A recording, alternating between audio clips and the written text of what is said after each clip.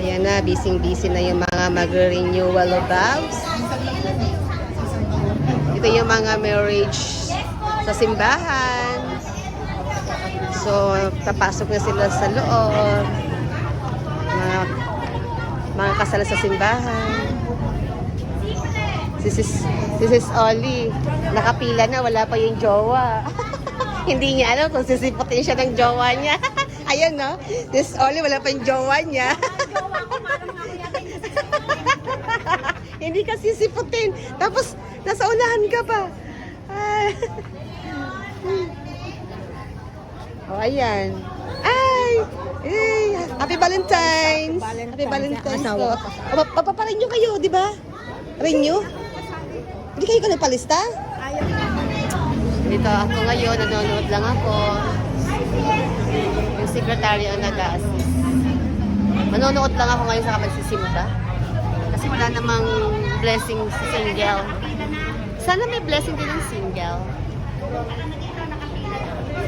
Jowa, naka-vlog kayo. Congratulations po.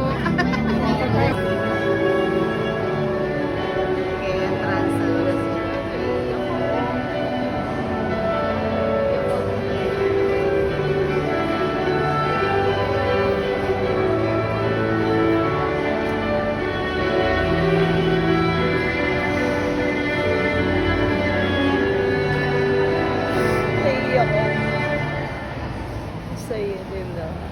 Diba? Kahit ang tatanda na nila, sama-sama pa rin sila.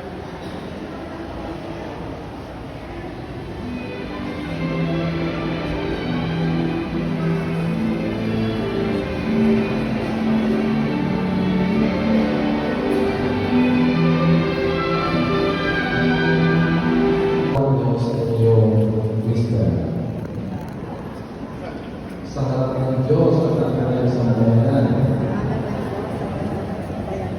sinasaliwa ko ang aking pasya.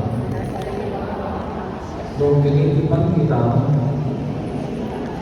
maging aking asawa, sa hirap at ginhawa, sa dusa at ligaya, ikaw lamang ang aking iibigin. At tatanging kalungkot ng buhay. Ngayon ang kayo.